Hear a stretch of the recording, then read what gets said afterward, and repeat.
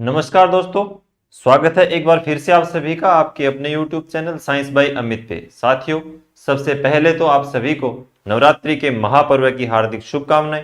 माता रानी आपकी हर मनोकामनाओं को पूर्ण करे, आपको शुभाशीष प्रदान करे, आपको सद्बुद्धि प्रदान करे, आपको पढ़ने की शक्ति दे, आपको बल बुद्धि विद्या प्रदान करे, आप में अदम्य साहस भरे, आप में एक नई ऊर्जा का संचार करे। माता रानी से यही दुआ है। आइए साथियों, हम लोग अपने सेशन की तरफ चलते हैं। हमारा केमिस्ट्री का पार्ट चल रहा है।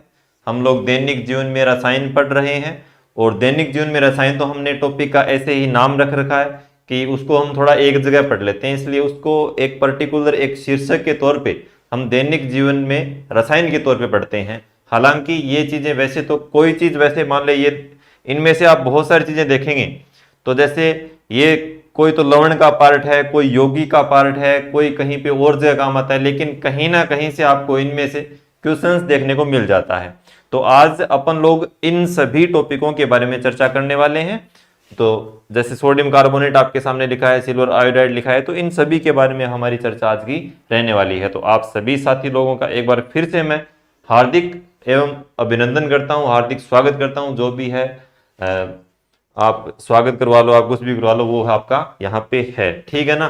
तो देखिएगा प्यारे साथियों, सबसे पहले अपन लोग जो चर्चा करेंगे वो अपन लोग यहाँ पे करेंगे सोडियम कार्बोनेट की। देखिएगा साथियों, सोडियम कार्बोनेट के बारे में अपन लोग पढ़ते हैं। आपके सामने पहला है Na2CO3। पहले हम बहुत सारे यौगिकों के बारे में पढ़ चुके हैं इससे पहले, और तो आपके वो दोनों क्लासें जो होंगी वो आपने अच्छे से देख ली होंगी, नहीं देखी है तो एक बार वो जाके जरूर देखे हैं, ठीक है ना। इसका क्या नाम होता है प्यारे साथियों, देखो अब इसके अंदर थोड़ी विचित्र बातें हैं, थोड़ी अलग बातें हैं, थोड़ा थोड़ा लंबा भी चलेगा, ठीक है ना। तो आप धैर्य बनाए रखें, आप में पेशेंस होना बहुत जरूरी है। तो आइए साथियों, इसका जो नाम होता है ना वो होता है प्यारे साथियों सोडियम। Na आएगा तो आप अब तो समझ ही गए होंगे कि Na सर जहां भी होगा ना तो वहां हम सोडियम लिख देंगे, ठीक है ना। तो ये CO3 है तो इसका मतलब होता है प्यारे साथियों कार्बोनेट। तो इसका नाम क्या हो गया, सोडियम कार्बोनेट हो गया। आपने एक सोडियम बाई कार्बोनेट पहले पढ़ लिया है, तो बाई कहां पे आएगा, तो आप फट से बोलेंगे सर जहां पे एक एच आएगा वहां पे क्या आएगा, बाई आएगा, ठीक है ना। देखो इसका नाम होता है सोडियम कार्बोनेट। अगर मैं क्या करूं, अगर मैं इसके अंदर थोड़ा सा नीचे लिख देता हूं ताकि आपको मेरे को एक चीज और बतानी है। Na2CO3, Na2CO3 इसके अंदर यदि मान लो मैं डाल देता हूं पानी, क्या डाल देता हूं, पानी डाल देता हूं। और पानी कितना, पानी के मैं डाल देता हूं 10 जल के अणु। क्या डाल देता हूं मैं, 10 जल के अणु डाल दिया। मेरे मन में आ गया कि ये था हमारे पास सोडियम कार्बोनेट, इसके अंदर मैंने डाल दिए 10 जल के अणु। ये जो आगे जो हम लिखते हैं ना 24H2O, 10H2O, 5H2O, बेसिकली वो जो जल होता है वो होता है प्यारे साथियों क्रिस्टलन जल। उसको एक नाम देते हैं अपन लोग क्रिस्टलन जल, ठीक है ना। यानी कि क्रिस्टलीय फॉर्म में जल के कुछ एक अणु लेते हैं अपन लोग, तो उनको हम बोल देते हैं क्रिस्टलन जल, ठीक है ना। देखो वापस आइए अपने वही उन्हीं चीजों पे।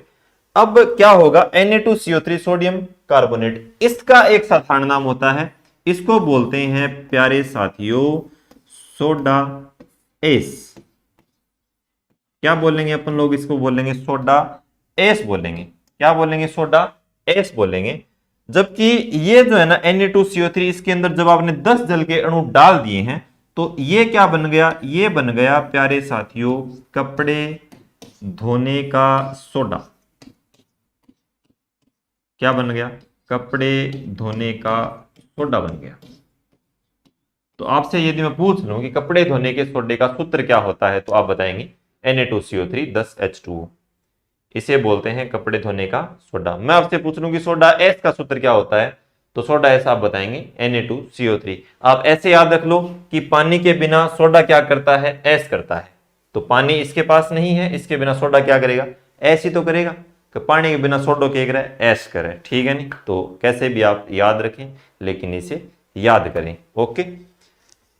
अब मैं आपको कुछ एक इसके उपयोग बता देता हूं, क्योंकि नॉर्मल जानकारी तो इसकी हो ही गई है। इसके कुछ एक यूजेस होते हैं, देखो प्यारे साथियों, क्योंकि हमें उपयोग तो एक दो देखने होते ही हैं, कहां कहां काम आता है। ये जो भी पदार्थ हमने लिखा है बोर्ड पे वो कहीं ना कहीं पे तो काम आता ही होगा।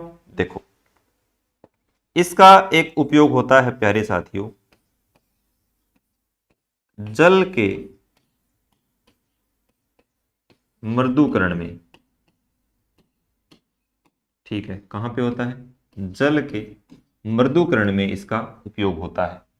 जल का मृदुकरण यानी कि कठोर जल होता है, उसको मृदु बनाने के लिए यह काम आता है। कौन काम आता है? सोडियम कार्बोनेट काम आता है। आगे चलते हैं प्यारे साथियों, एक हो गया आपका जल का मृदुकरण, एक हो जाएगा आपका गलन मिश्रण बनाने में। गलन मिश्रण जानते हो क्या? गलन मिश्रण किस किस से मिलकर बना होता है, पता है क्या आपको? देखो मैं बता देता हूं आपको, नहीं पता है तो। एक तो इसमें डालेंगे अपन लोग Na2CO3 यानी सोडियम कार्बोनेट डालेंगे। एक इसके अंदर डालेंगे अपन लोग पोटेशियम कार्बोनेट यानी कि K2CO3। आप हिंदी में लिख लेना, पोटेशियम कार्बोनेट और सोडियम कार्बोनेट के मिश्रण को अपन लोग बोलते हैं गलन मिश्रण। क्या बोलते हैं? गलन मिश्रण बोलते हैं। तो डायरेक्ट क्वेश्चन आएगा कि गलन मिश्रण के अंदर किसका उपयोग करते हैं, या फिर गलन मिश्रण के अंदर चार ऑप्शन दे देगा, निम्न में से कौन सा पदार्थ नहीं पाया जाता है। तो आप क्या बताएंगे? Na2CO3 K2CO3 यानी पोटेशियम कार्बोनेट और सोडियम कार्बोनेट से मिलकर बनता है, क्या बनता है? गलन मिश्रण बनता है। तो आप बिल्कुल आसानी से बता पाएंगे कि इन के निर्माण में ये काम आता है। इसके अलावा और भी इसके यूजेस होते हैं, जैसे कि कांच उद्योग में ये काम आता है। कहां काम आता है? कांच उद्योग में ये काम आता है। जैसे बोरेक्स के निर्माण में ये काम आता है, ठीक है ना, बोरेक्स निर्माण में ये काम आता है। ठीक, तो ये कुछ एक इसके यूजेस होते हैं, लेकिन मेन जो आपको याद रखना है वो याद रखना है आपको, एक तो जल का मृदुकरण, एक याद रखना है आपको गलन मिश्रण बनाने में। कई बार बोरेक्स पूछ लेते हैं, तो बोरेक्स निर्माण में भी ये काम आता है। ठीक है, मेनली आप इसमें ये भी याद रखेंगे कि पानी के बिना सोडा क्या करता है? ऐश करता है, तो आपको सोडियम कार्बोनेट डाल देना है। कंफ्यूजन हम यहाँ पे होते हैं, एक ही चीज पे होते हैं, सोडियम बाइकार्बोनेट और सोडियम कार्बोनेट में होते हैं। तो मैंने आपको बता दिया, जहां पे H आएगा वहां पे सोडियम बाई कार्बोनेट आएगा। ठीक है, कई बार ये 2 देख के हम सोच लेते हैं कि बाई आएगा, नहीं बाई ऐसा नहीं आता है। बाई जहां पे एक H आएगा वहां पे क्या आएगी? आपकी बाई आएगी। ओके, तो ये हो गया आपका सोडियम कार्बोनेट। कपड़े धोने का सोडा Na2CO3 10H2O। जब आप इसे गर्म करते हैं, जब आप इसे क्या करते हैं? गर्म करते हैं, तो इन 10 जल के अणुओं में से 9 जल के अणु क्या हो जाते हैं? गायब हो जाते हैं। गर्म करने का मतलब है आप हवा में खुला भी छोड़ सकते हो। अब हमारे घरों में जो साबुन होती है ना, उस साबुन को यदि हम वायु के अंदर खुला छोड़ देते हैं तो साबुन सूख के एकदम कांटा नहीं हो जाती क्या? ऐसे सिकुड़ जाती है ना। तो वो सिकुड़ क्यों जाती है? क्योंकि पहले उसके अंदर कितने जल के अणु थे? 10 जल के अणु थे। 10 में से 9 क्या हो गए? फुर्र हो गए। बचा कितना? एक बचा, तो वो क्या हो जाएगी प्यारे साथियों? सूख जाती है। तो आप इन चीजों को सुनते जाइए, सारी चीजें बोर्ड पे मैं लिख नहीं रहा हूं, लेकिन बोल जरूर रहा हूं। बहुत ही आराम से बोल रहा हूं, बहुत ही प्यार से बोल रहा हूं, आप उन चीजों को सुनते जाइए। ठीक है ना, ये आपका एक नंबर हो गया। तो एक नंबर अपन लोगों का कंप्लीट हो गया। अब आगे है दूसरा, है AgI। क्या है? AgI। AgI इसको बोलते हैं प्यारे साथियों सिल्वर आयोडाइड। शायद बता भी दिया होगा, नहीं बताया है तो मैं आपको फिर से बता देता हूं। सिल्वर आयोडाइड कहां काम आता है? एक यूज होता है इसका कृत्रिम वर्षा में। कहां काम आता है? कृत्रिम वर्षा में काम आता है। ठीक है, सिर्फ और सिर्फ इसका एक ही यूज है। इसके आगे क्या था? इसके आगे था, ये हो गया अपना। आगे है जिप्सम पीओपी। चलो बात करते हैं जिप्सम की।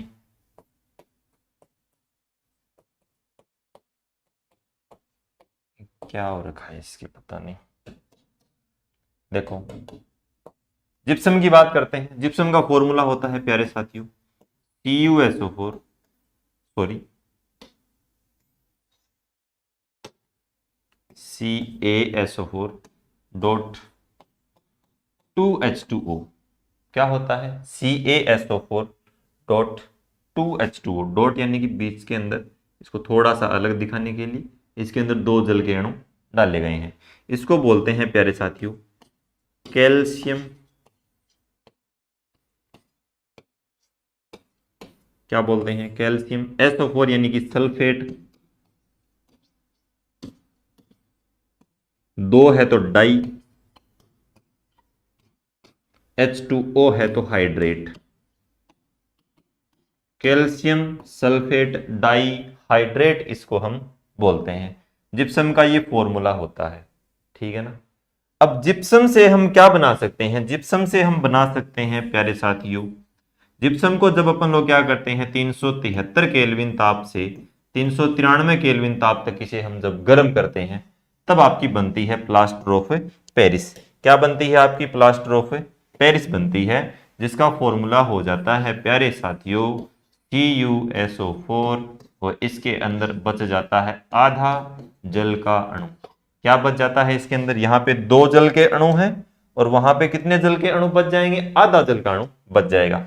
कैल्शियम सल्फेट तक तो सेम रहेगा, कैल्शियम सल्फेट तक तो सेम रहेगा क्योंकि देखो यहां पे भी CaSO4 है, यहां पे भी CaSO4 है। आगे क्या बचा है? आगे बचा है प्यारे साथियों अर्ध हाइड्रेट। क्या बचा है? अर्ध हाइड्रेट, ठीक है। क्या बचा है? अर्ध हाइड्रेट। आगे लिख लेना, चलो मैं लिख देता हूं, कैल्शियम सल्फेट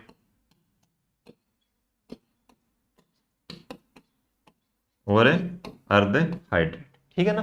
कैल्शियम सल्फेट अर्ध हाइड्रेट, ये हो गया इसका फॉर्मूला। अब देखो जिप्सम से हम क्या बना सकते हैं? प्लास्टर ऑफ पेरिस बना सकते हैं, POP शॉर्ट में जिसे हम बोलते हैं प्लास्टर ऑफ पेरिस। कहां काम आता है ये प्लास्टर ऑफ पेरिस? ये काम आता है प्यारे साथियों एक तो मूर्ति कला में, मूर्तियां बनती है ना, ठीक है। कहां काम आता है? मूर्ति कला में काम आता है। और अस्पतालों में काम आता है, हड्डी रोग चिकित्सा में।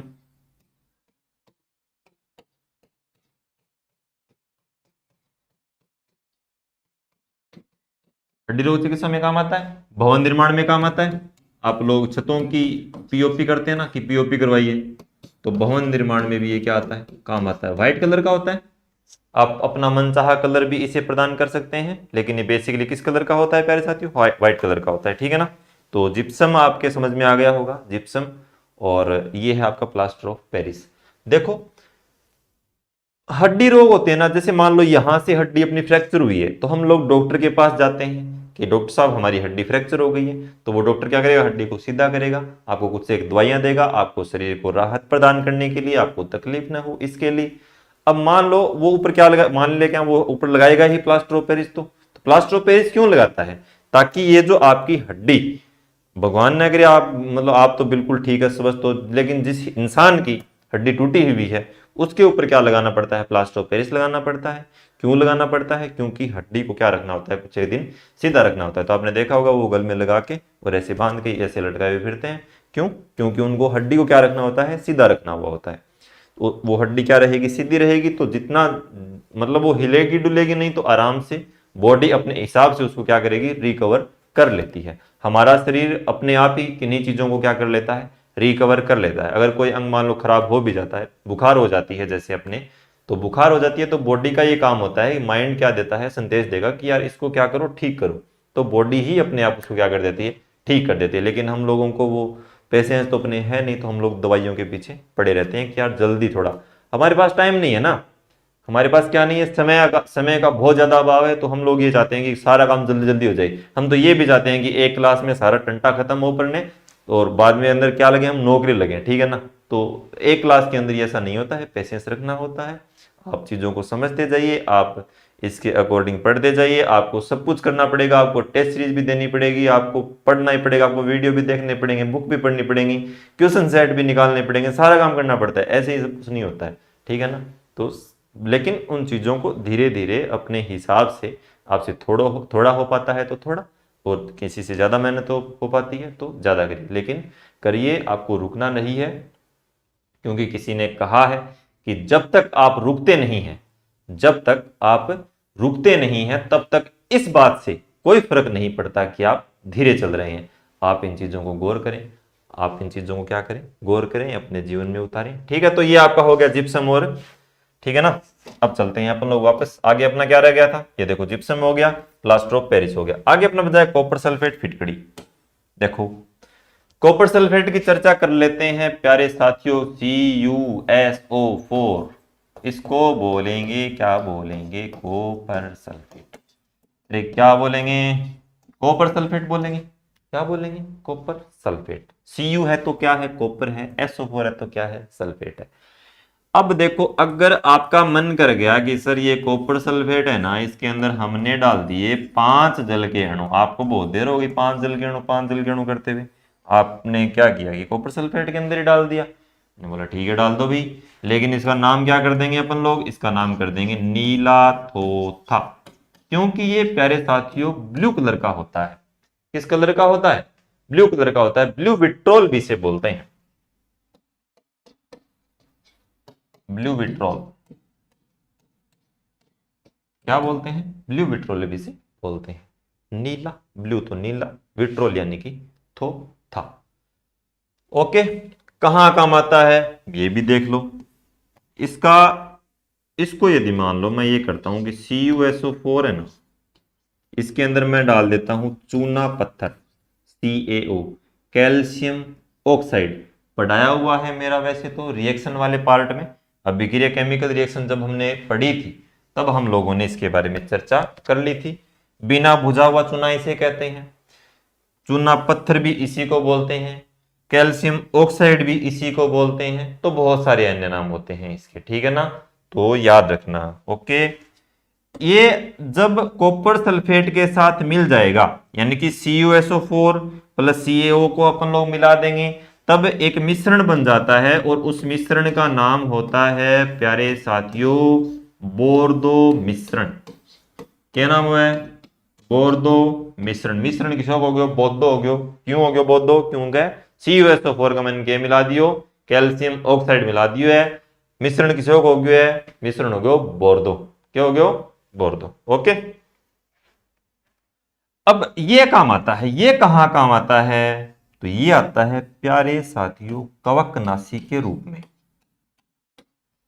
कवकों का अध्ययन हम क्या करेंगे, बायोलॉजी के अंदर करेंगे। माइकोलॉजी जिसे हम बोलते हैं उसका अध्ययन बायोलॉजी के अंतर्गत करते हैं। ओके, तो कवकनाशी के रूप में बोर्दो मिश्रण क्या आता है, काम आता है। और नीला थोथा जो था ना, वो पहले राजा महाराजा सजा देने के रूप में भी काम में लेते थे। कि मान लो किसी की आंखें फोड़नी हो ना, तो आंखें फोड़नी हो तो उसकी आंखों में क्या डाल दो, हाँ ये डाल दो, उसकी आंखों का काम हो जाएगा, ठीक है ना। तो उसकी आंखें बेचारी फूट जाती हैं, सजा देने के तौर पे भी इसका उपयोग करते थे, नीला थोथा का। तो आपको नहीं करना है, आपको कहीं में मिल जाए तो आप इसको कहीं ऐसा ना हो आंखों में डाल दो, ठीक है ना। नीली नीली सी तेरी आंखें देखने के चक्कर में, और कहीं भी आप आंखों को नीला करने के चक्कर में आंखों को काला ही कर दो एकदम से कि यार हाँ अब तो ठीक है, तेरा आंखों का काम तो तमाम कर दिया। देखो, तो ये हो गया आपका कॉपर सल्फेट। 5 जल के अणु डालने हैं, नीला थोथा बन जाएगा, ब्लू विट्रोल बोलते हैं। कॉपर सल्फेट चुनने का मिश्रण बोर्दो मिश्रण कहलाता है। बोर्दो मिश्रण का उपयोग कवकनाशी के रूप में। 15 सेकंड लगे हैं इसके अंदर बिल्कुल भी। जब आप इसे रिवाइज करेंगे ना तो आप 5-7 सेकंड में आराम से कर पाएंगे। फिर आ गया आपका फिटकड़ी। देखो फिटकिरी, कितनी भी फिटकिरी लिख दो लेकिन अपने तो मुंह से फिटकड़ी निकलेगा, फिटकिरी, ठीक है ना। क्या निकलेगा, फिटकड़ी निकलेगा ना। हाँ, अपन लोग फिटकड़ी बोलते हैं। एक ये तो हिंदी वाले हैं जो बेचारे क्या करें, फिर कभी फिटकिरी लिख देते हैं, फिर कभी फिटकरी लिख देते हैं, लेकिन अपने फिटकड़ी है, ठीक है ना, ये याद रखो। देखो फिटकरी का फॉर्मूला भाई मैं क्या ही बताऊं, ये तो सबसे बड़ा फॉर्मूला है और आपको ने रट रखा है, लेकिन फिर भी लिख देता हूं मैं। K2SO4 फिर Al2SO4, इसका ऑल्थराइज और 24 जल के अणु, ठीक है ना। पहले कुछ याद होता नहीं होता था, लेकिन इसको याद करना एक जंग जीतने के बराबर माना जाता था जब हम बच्चे थे। अब देखो ये कैल्शियम सल्फेट, ये एल्यूमिनियम सल्फेट, ये पानी के अणु। तो calcium sulphate hydrate, sorry calcium aluminium sulphate का क्या है, ये हाइड्रेट है। लेकिन आपसे क्वेश्चन क्या पूछा जाएगा, आप वो समझिए। क्वेश्चन यहाँ आपसे, यहाँ पे इसका नाम नहीं पूछा जाएगा। नाम पूछा जाएगा तो ये पूछेगा फिटकड़ी का फॉर्मूला क्या होता है, नाम नहीं पूछेगा। अगला एक आपसे एक अलग चीज और पूछेगा जो इसको विचित्र बनाता है। इसको क्या बनाता है, विचित्र बनाता है। कैसे, ये एक द्विक लवण का उदाहरण है। किसका उदाहरण है ये, एक होते हैं साधारण लवण, एक होते हैं द्विक लवण। जैसे मोहर लवण आता है वो भी एक आपका द्विक लवण का उदाहरण है, और जैसे फिटकरी आता है ये भी आपका एक द्विक लवण का उदाहरण है। तो ये किस किस का द्विक लवण है, तो ये आपका पोटेशियम और एल्यूमिनियम और SO4 दोनों में कॉमन है, तो आप आगे क्या लगा देंगे, सल्फेट। ठीक है, सल्फेट का क्या है, ये द्विक लवण है।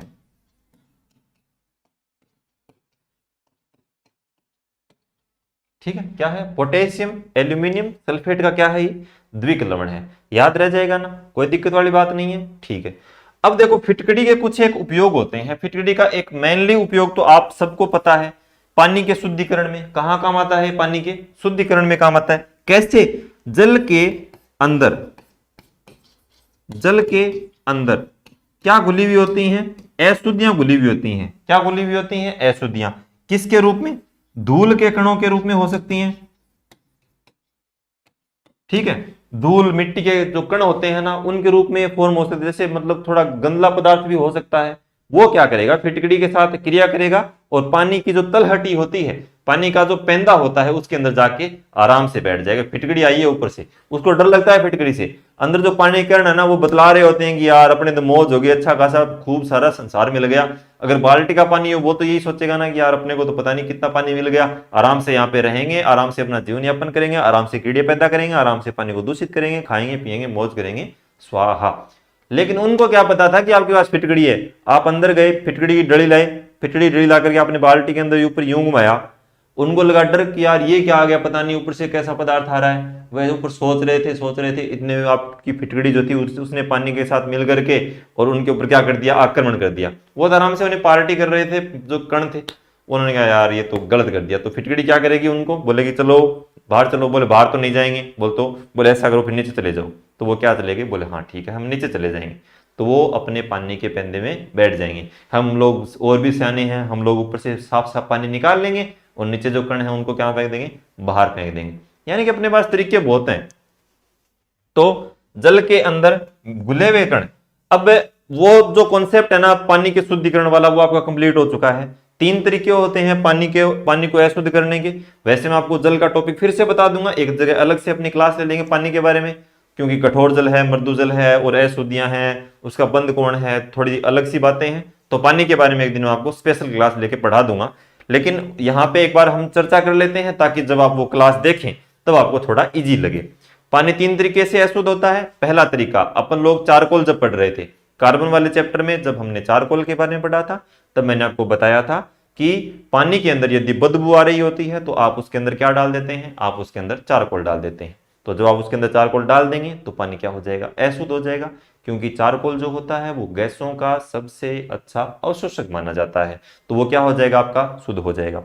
फिर जब हम लोग कैल्शियम ऑक्सीक्लोराइड के बारे में पढ़ रहे थे, यानी कि विरंजक चूर्ण के बारे में अपनी चर्चा चल रही थी, तो मैंने आपको बताया था कि पानी के अंदर मान लो जीवाणु पड़ जाए, क्या पड़ जाए, जीवाणु पड़ जाए। तो बहुत सारे जीवाणु पड़ जाते हैं, तो जीवाणुओं को मारने के लिए, जीवाणुओं को मार करके पानी को शुद्ध करने के लिए हम लोग क्या डाल देते हैं, कैल्शियम ऑक्सीक्लोराइड यानी कि विरंजक चूर्ण डाल देते हैं। वो जो क्लोरीन होती है वो पानी के जीवाणुओं को क्या कर देती है, नष्ट कर देती है। तीसरा तरीका, पानी के अंदर धूल मिट्टी के कण घुले हुए हों, तो धूल मिट्टी के कण होंगे तो आप क्या डाल देंगे, फिटकड़ी डाल देंगे। तो आप बीमारी देख के इलाज करेंगे, ऐसे घूमता लठ नहीं मारना है, ठीक है ना। बीमारी देखेंगे पानी की कौन सी बीमारी है, तो उसके अकॉर्डिंग उसका क्या करेंगे, इलाज करेंगे। ये नहीं कि सर दर्द हो रहा है पेट दर्द की गोली दे दी, ऐसा नहीं करना है। आप साइंस के विद्यार्थी हैं, आप होनहार हैं, तो आप थोड़ा सा देख के इन चीजों को समझेंगे।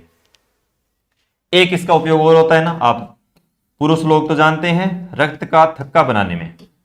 हम महिलाएं सोचेंगे पुरुष क्यों जानते हैं, हम क्यों नहीं जानते। तो मादाओं आप इसलिए नहीं जानते क्योंकि आप ये जो सेव वगैरह है ना, ये आप नहीं करवाते हैं, तो रक्त आपके शायद नहीं बहता होगा। रक्त का थक्का बनाने में, कई बार नाई की दुकान में जाते हैं ना, तो वो जो उस तरह होता है ना नाई का, वो उस तरह किस तरह चल जाता है। तो उस तरह जब किस तरह चल जाता है, तो यहां से फिर क्या बहती हैं, खून की नदियां बहती हैं। तो ये जो खून की नदियां हैं ना, इनको रोकने के लिए नाई अपने पास एक भाटा रखता है। उस भाटे को थोड़ा सा क्या करेगा, गिल्ला करेगा और क्या रगड़ देगा, आपकी चमड़ी पे रगड़ देगा और खून क्या हो जाएगा, शांत हो जाएगा। कहने का मतलब ये है, जहां पे भी जिस अंग पे चोट लग जाए और वहां से ब्लड निकलने लग जाए, तो ब्लड का थक्का जमाने के लिए आप लोग क्या करते हैं, ऊपर फिटकड़ी रगड़ लेते हैं। और वो जो फिटकड़ी होती है वो ब्लड का थक्का बनाने में क्या करती है, आपकी हेल्प करती है। तो रक्त का थक्का बनाने में भी इसका क्या किया जाता है प्यारे साथियों, उपयोग किया जाता है। फिटकड़ी को जब आप गर्म करेंगे, गरम गरम तवा होता है, जब आप उसके अंदर ऊपर फिटकड़ी को रख देंगे तो ये जो इसके अंदर 24 जल के अणु होते हैं ना, इनकी मात्रा क्या हो जाती है, घटने लग जाती है। तो क्रिस्टलन जल की मात्रा बहुत ज्यादा हो गई। कॉपर सल्फेट के अंदर 5 जल के अणु थे, वहीं पे सोडियम कार्बोनेट के अंदर 10 जल के अणु थे, वहीं पे फिटकड़ी 24 जल के अणु लिए बैठी है।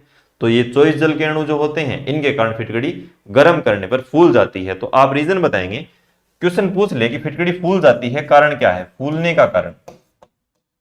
गर्म करने पे फूलती है फिटकड़ी, गर्म करने पे फूलते। तो गर्म करने का कारण, करने पर फूलने का जो रीजन है वो आपका ये है कि इसके अंदर जो क्रिस्टलाइज्ड वाटर होता है, क्रिस्टलन जल होता है, उसकी मात्रा अत्यधिक होती है। इसके कारण फिटकड़ी गर्म करने पे फूल जाती है। ठीक है ना? तो आपका ये जो फिटकड़ी है स्क्रीनशॉट लें ताकि अपन लोग आगे चलें। फिटकड़ी अपनी हो गई पूरी। पहले तो होता ही नहीं था, फिटकड़ी वाला कोई सिस्टम नहीं था। पहले तो वो जहां से कट जाता था ना, वहां पे राख लगा देते थे, राख तो सारा यहाँ भरेड़ो ठाम राख को, और बरी चुनटी रिया दाब दी बोल देते, राख थोड़ी सी लाग गई तेरे, राख दाब दिया।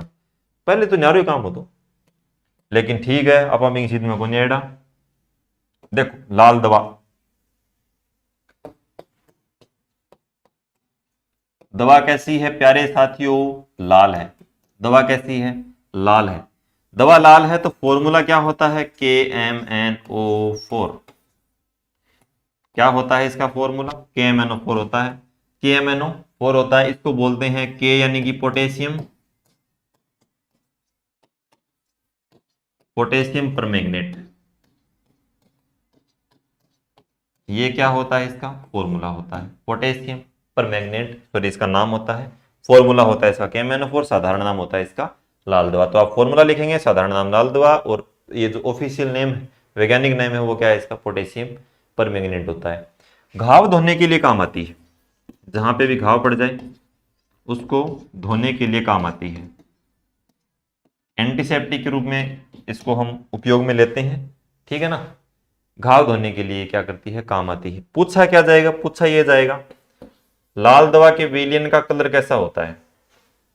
अब आप बोलोगे सर क्या समझा है आप में, हम लोगों को लाल दवा के विलयन का कलर बताओगे क्या?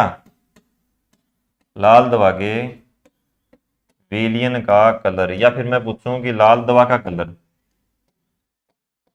ठीक है, कैसा होता है? लाल नहीं होता है, बैंगनी होता है। कैसा होता है? बैंगनी। मैंने आपको बताया था, तुक्का अगर मारना है ना रंग पे कहीं पे भी, तो आप बैंगनी पे ही मारोगे। ठीक है ना? कहाँ मारोगे?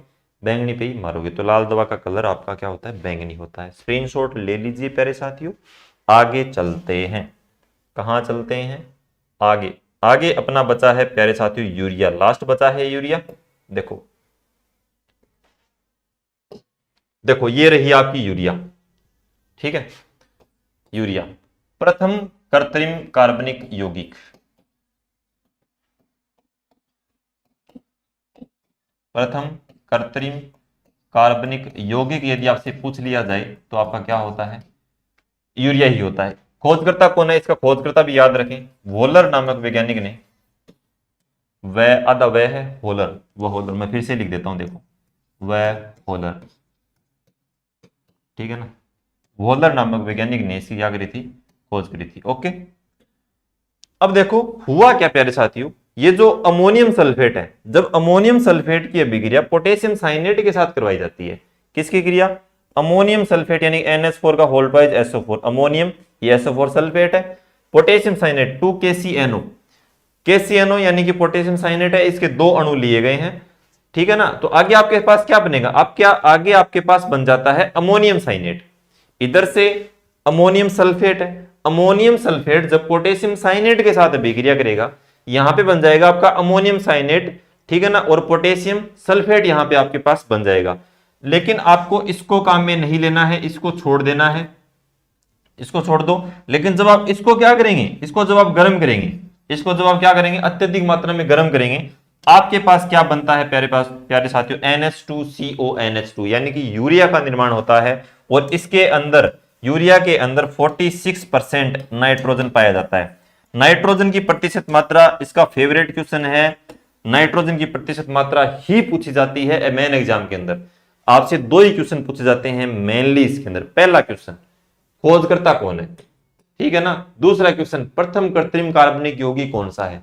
ऐसा कृत्रिम कार्बनिक यौगिक जिसका निर्माण प्रयोगशाला में यानी कि मानव शरीर से पहली बार मानव शरीर से बाहर निकल करके यानी कि एक कृत्रिम प्रयोगशाला के अंदर क्या बनाया गया प्यारे साथियों, प्रथम कृत्रिम कार्बनिक यौगिक बनाया गया। और जो प्रथम कृत्रिम कार्बनिक यौगिक होता है उसका नाम क्या है, उसका नाम है प्यारे साथियों आपका फेवरेट यूरिया। क्या नाम है, यूरिया है। और इसके अंदर जो नाइट्रोजन की प्रतिशत मात्रा होती है वो कितनी होती है, 46% होती है। याद रखना, रट्टा मार लेना, 4 और 6 कितने होते हैं, मिलकर के 10 होते हैं। तो पहले चौका लगाओगे फिर क्या लगाओगे, छक्का लगाओगे, तो 46% और क्या बना दोगे आप, यूरिया बना दोगे, ठीक है ना। पहले कौन सा लगाना है, पहले चौका लगाना है फिर छक्का लगाना है, क्या बना दोगे, यूरिया बना दोगे। तो नाइट्रोजन की जो प्रतिशत मात्रा होती है वो क्या होती है, 46% होती है। फॉर्मूला याद रखेंगे NH2CONH2, NH2CONH2, NH2CONH2, 3-4 बोलोगे याद हो जाएगा, नॉर्मल सी बात है। अब अभिक्रिया याद रहे तो भली बात, नहीं याद रहे तो चौकी बात। कोई रट्टा नहीं मारना है अभिक्रिया का, आपको कोई नहीं पूछेगा आपसे अभिक्रिया क्या होती है क्या नहीं होती है, ठीक है ना। याद करने की जरूरत ही नहीं है। तो आप इसका स्क्रीनशॉट लेना चाहें, नोट्स में लिखना चाहें तो आप इसका स्क्रीनशॉट ले सकते हैं। और यूरिया के साथ अपनी जो क्लास होती है आज की जो अपनी कक्षा है उसका यहीं पे एंड होता है, ठीक है। तो प्यारे साथियों जल्द मिलेंगे अगली क्लास के अंदर। और इसी के साथ अपना जो दैनिक जीवन में रसायन वाला टॉपिक है वो भी आपका कंप्लीट हो चुका है, ठीक है ना। इसके साथ मैं आपको एक सूचना और दे दूं, अपनी जो साइंस की टेस्ट सीरीज है मैं रोज जिक्र करता हूं उसका, वो बन करके तैयार हो चुकी है। आपको मैं एप्लीकेशन बता देता हूं। वैसे तो नीचे अपनी जो डेली जो है अपनी क्लास के नीचे जो पट्टी चलती है उसके अंदर एप्लीकेशन का नाम दिया हुआ होता है, आप एप्लीकेशन का नाम लिख लें फिर भी, DK education, DK education by Dinesh Kaswa, DK education by Dinesh Kaswa sir है। ये अपने ऐप का नाम है। आप प्ले स्टोर पे जाएंगे आपको ये ऐप दिखेगा, वहां पे आपको साइंस की टेस्ट सीरीज देखने को मिलेगी। क्या देखने को मिलेगी आपको, साइंस की टेस्ट सीरीज आपको देखने को मिलेगी। वैसे मैं इसका एक अलग से वीडियो आपके लिए डाल दूंगा, ठीक है ना। वैसे ग्रुप के अंदर मैं एक एक्स्ट्रा वीडियो और डाल दूंगा, इसके अंदर आप देख लेना, ठीक है ना। अपना जो टेलीग्राम चैनल है उसके अंदर पूरा वीडियो आपको मिल जाएगा। साइंस की टेस्ट सीरीज जो है वो उसके ऊपर आपको मिलेगी, उसके ऊपर आपको मैथ की टेस्ट सीरीज भी मिल जाएगी।